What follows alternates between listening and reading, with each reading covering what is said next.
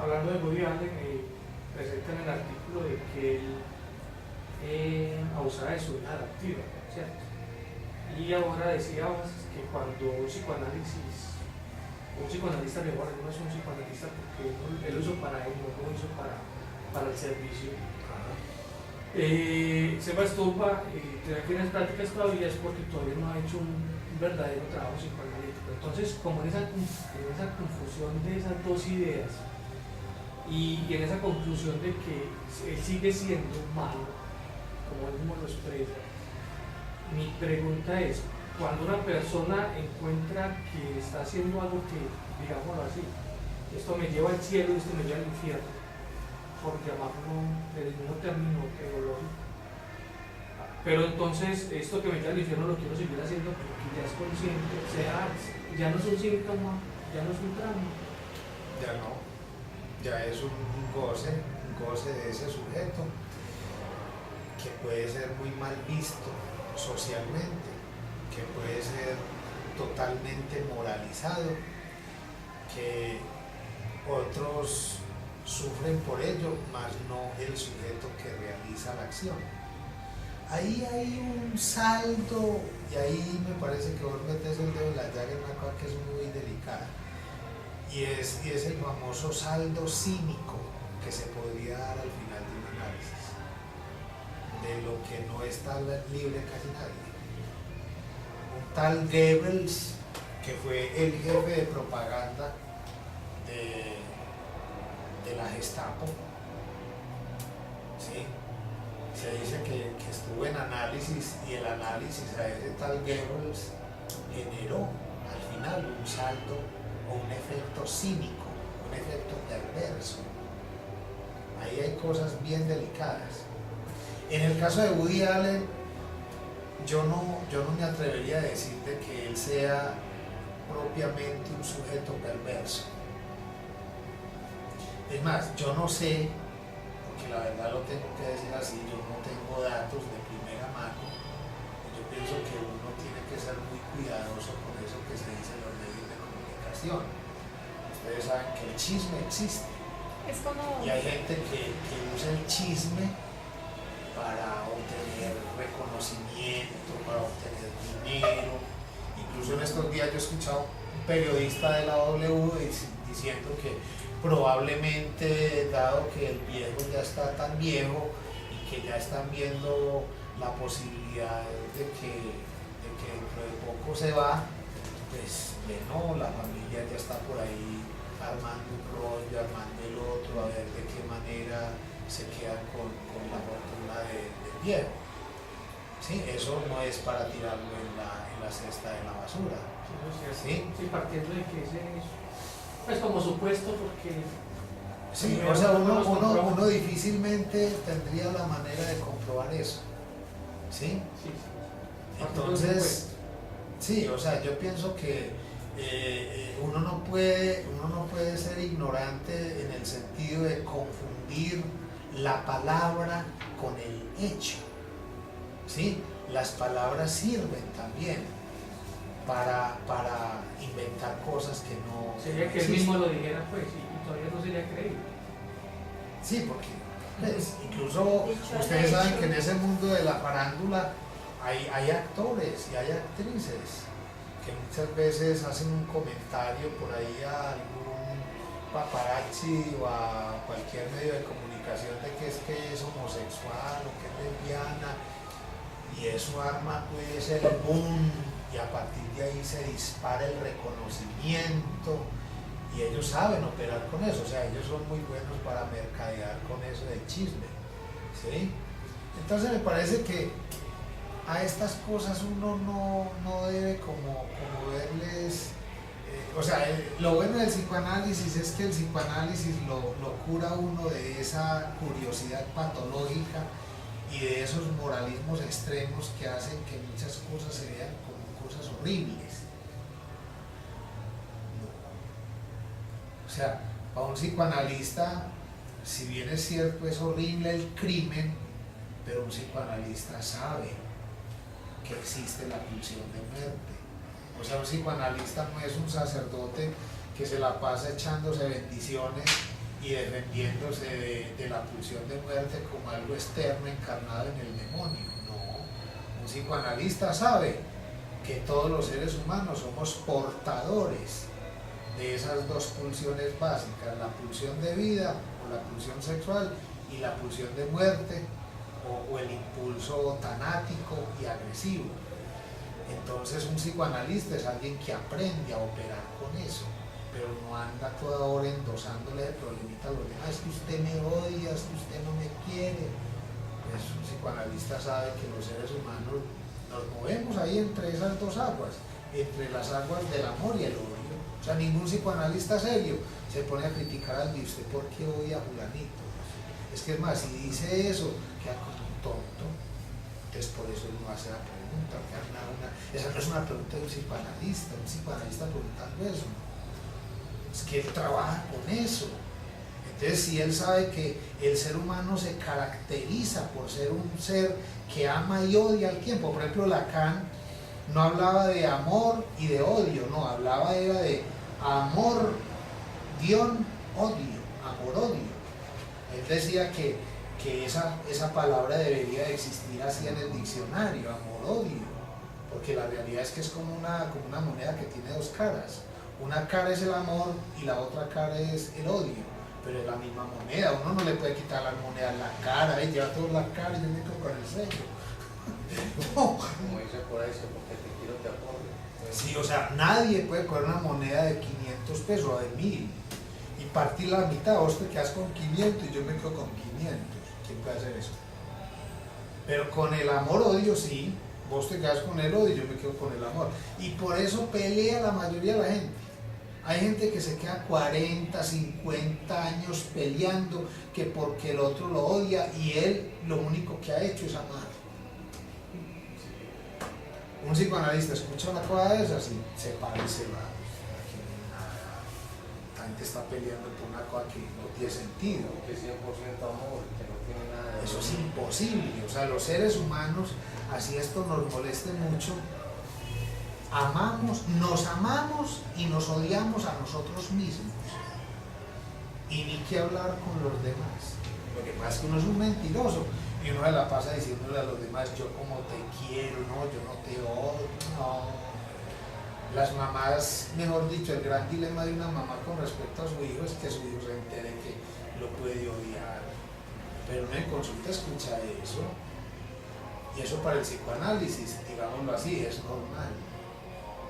Cuando uno comienza a ver eso como algo normal, que no quiere decir una autorización o un aplauso para que entonces salga a despotricar y insultar a la mamá. Es que mi psicoanalista me dijo que era normal odiar a la mamá, entonces vieja y güey. No es eso. Es que es más, cuando uno se da cuenta de eso, ya uno toma más distancia, ya uno es más cauto, ya es menos reclamativo, ya es menos exigente en la relación con el otro. Porque si uno se voltea en un análisis al derecho y al revés, entonces ya uno no tiene cara para exigirle nada a nadie. ¿Con qué cara? ¿Yo qué le voy a decir a este que sea así si yo no he podido? Por eso la consecuencia de un análisis bien llevado es terminar uno por ahí apartadito y solo, calladito. Es que no hay derecho pues para ir uno jodiéndole la vida a los demás. Se vuelve uno más tolerante y menos pesado. Claro, y al volverse menos pesado, la gente se siente a gusto. Uno se siente muy a gusto con los amigos o las amigas, que uno se ve con ellos, no echan cantaleta, no critican por nada, gente liviana, gente tranquila, que uno le madre para donde sea. Y entonces entre los amigos dicen, no, es que fulanito, ese para las que sea, ese no pone el problema por nada. Muy bueno una relación así. Ojalá las relaciones de pareja fueran así, pero la mayoría de las relaciones de pareja porque son aburridoras y porque ya la gente no se quiere enamorar ni casar, porque es que casarse para mucha gente es dedicarse a joderle la vida al otro o que el otro le la joda a él. Y eso, como se llama en términos psicoanalíticos, transferencia. Si yo vengo de una familia donde mi papá y mi mamá vivían de bonche en bonche, pues quiere decir que yo quedé enredado en eso quedé identificado a eso y lo único que puedo hacer en una relación de pareja es reproducir eso que aprendí en mi familia con la persona. O sea, yo repito con la persona mi propia historia y esa persona repite conmigo la propia historia. Terrible. Por eso es que el psicoanálisis es tan saludable, porque cuando dos personas están avisadas del inconsciente por la vía del análisis, por la vía de la terapia psicoanalítica, quiere decir que son dos almas que ya no están empeñadas la una con respecto a la otra a vivir depositando en el otro el conflicto psíquico que ha marcado la existencia.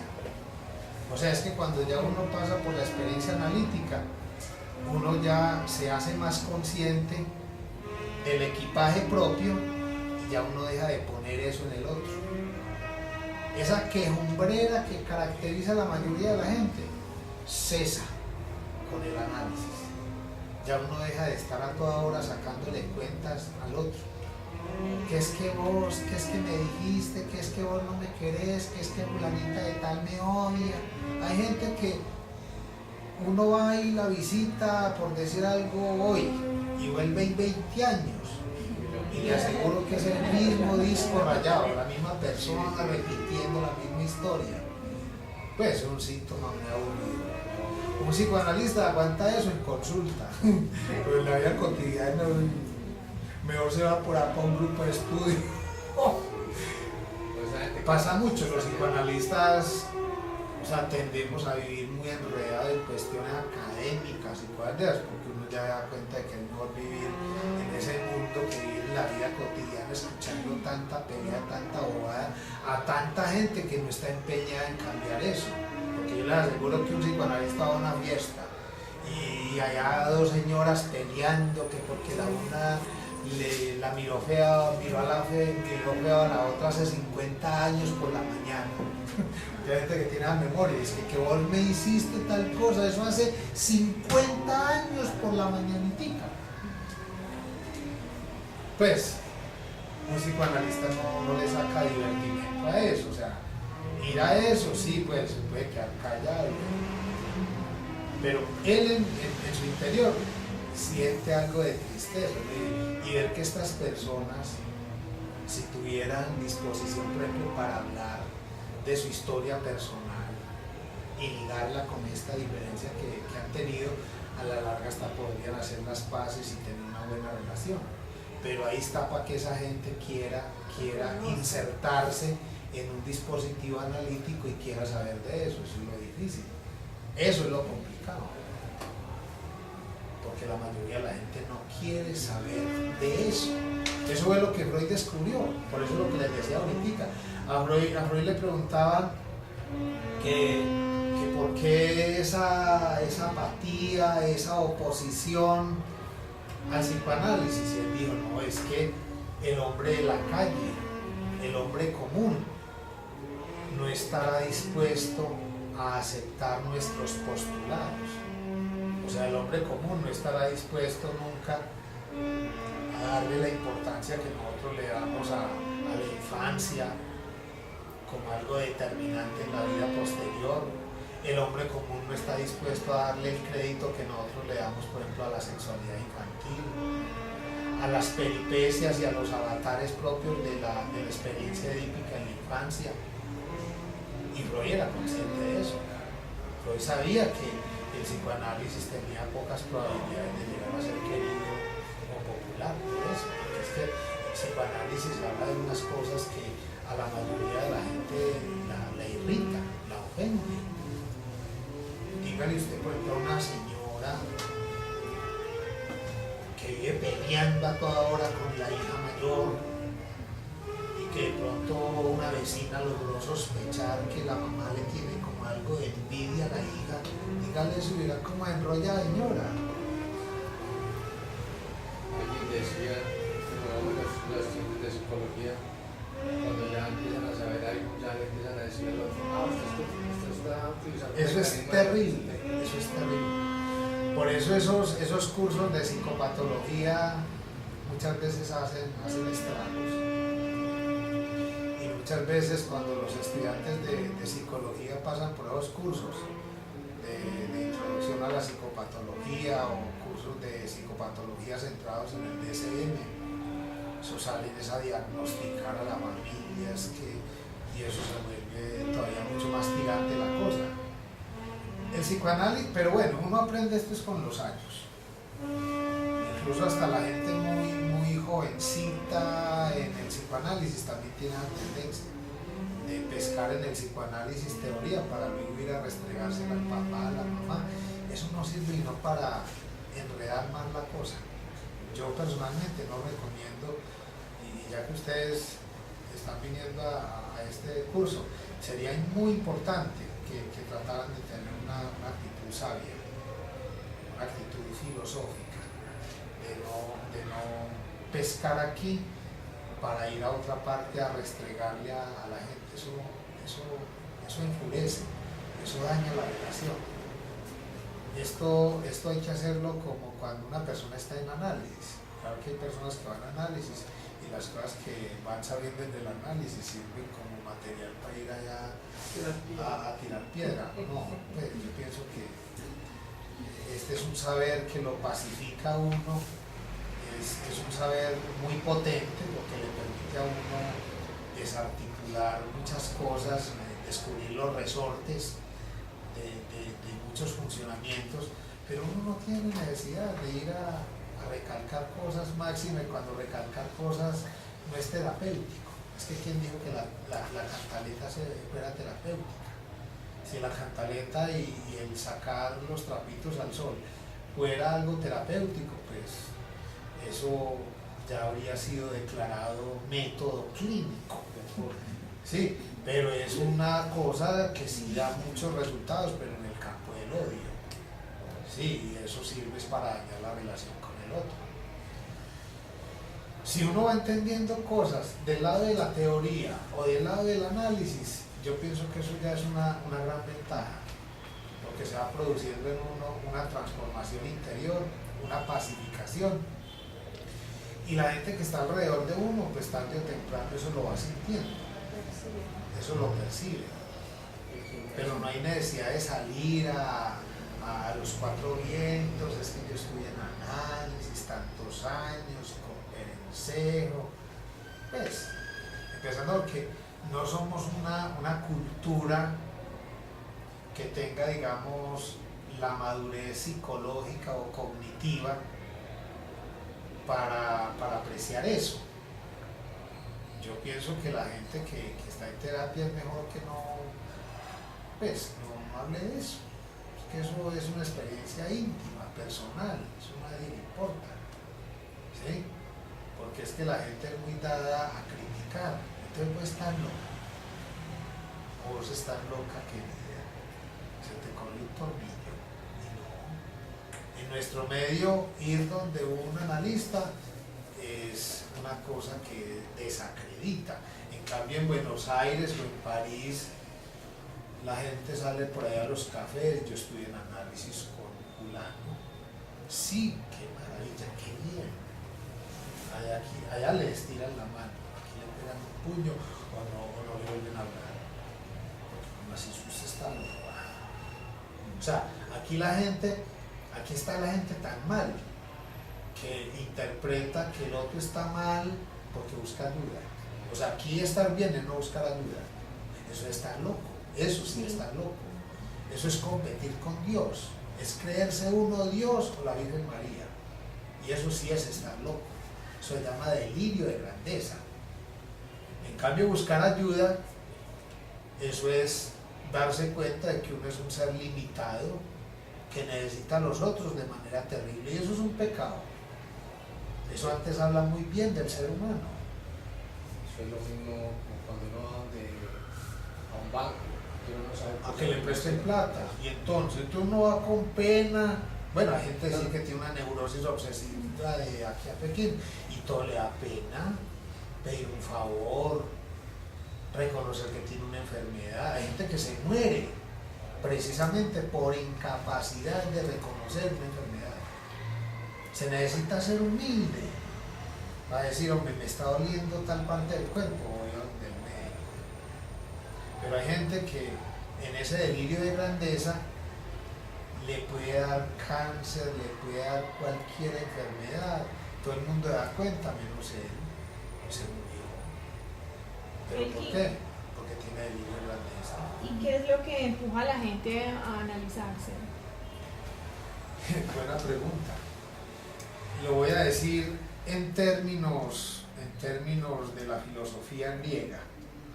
Yo creo que lo que mueve a una persona a psicoanalizarse es una pregunta.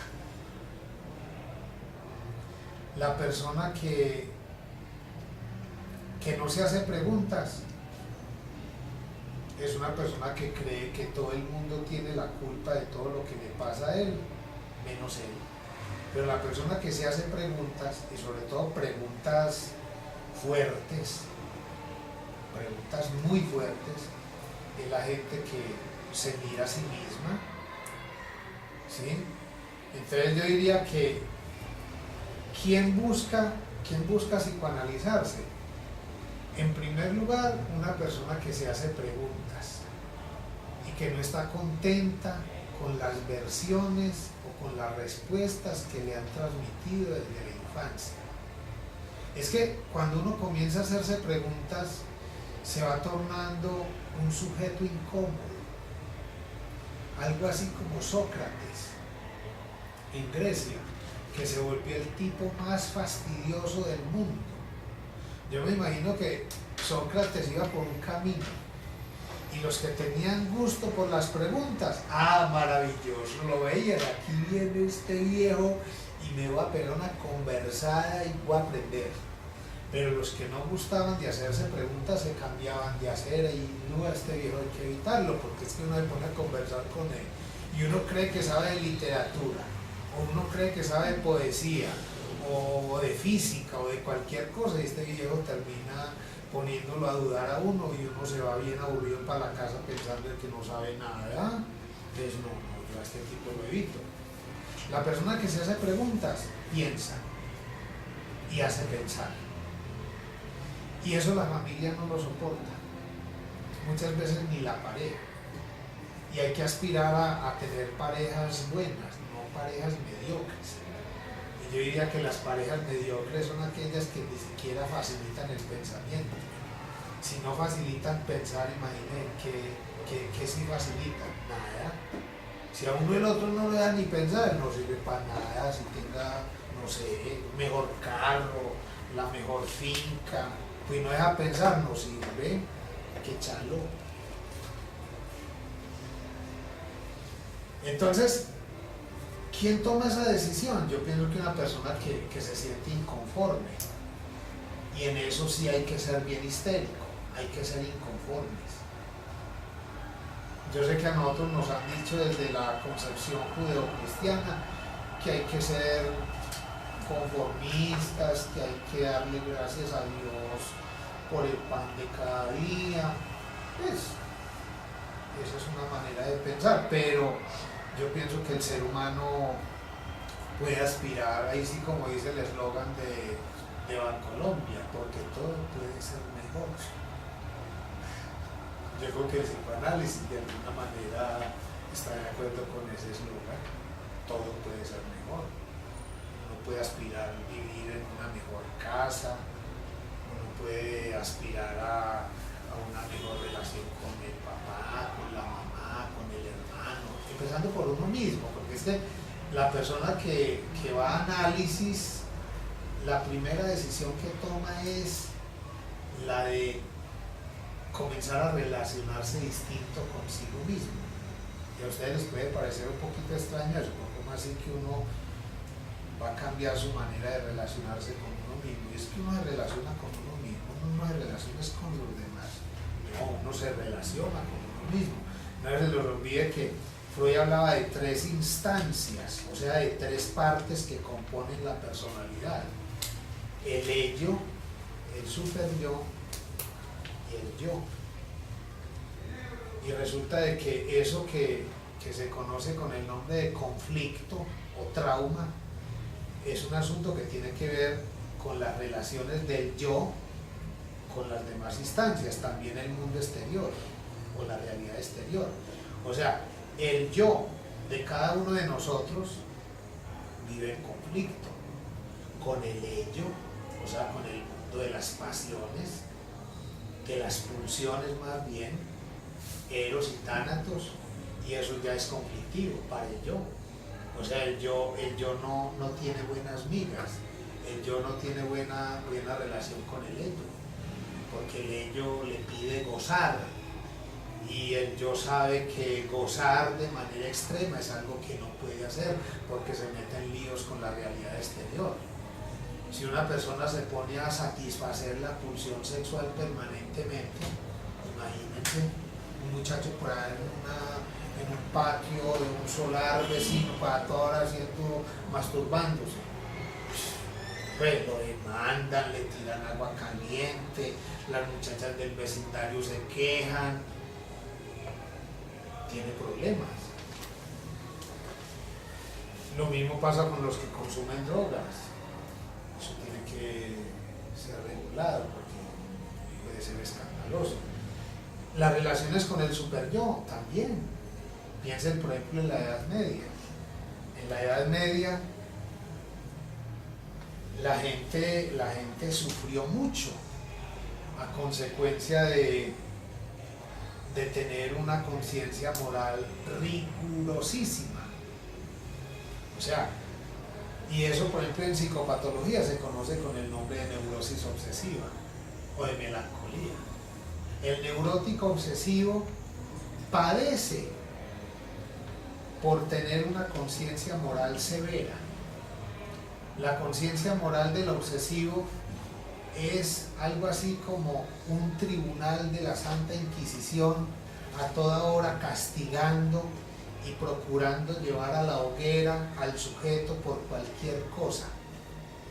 Así eran las cosas en la Edad Media, un chisme llevó a más de uno a la hoguera, porque en la Edad Media, y sobre todo en la fase más terrible del Santo Oficio, de la Santa Inquisición, el chisme se tomaba como si fuera real. No era sino que alguien que le tenía más o menos rabia a otro, le dijeron a un inquisidor, fulanito de tal lo vieron teniendo prácticas secretas con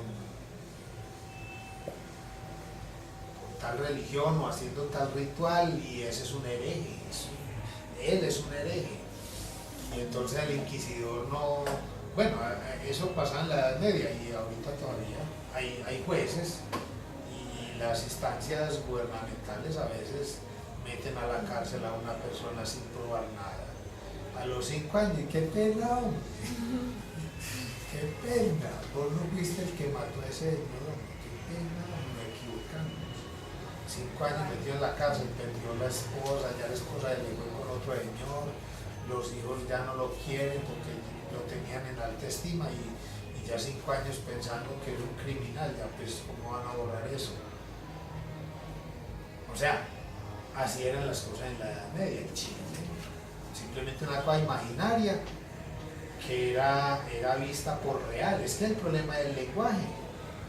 Uno con el psicoanálisis aprende a ser más cuidadoso con la palabra. Y si alguien le viene a contar a uno un chisme, uno hace como en consulta, bueno, pongamos eso entre paréntesis, a mí no me consta. Por ejemplo, a mí con el señor Woody Allen, a mí no me consta. Yo no sé quién es. Yo no sé quién es. No es vecino mío, no fue profesor mío, señor que vive como lejos, ¿cierto?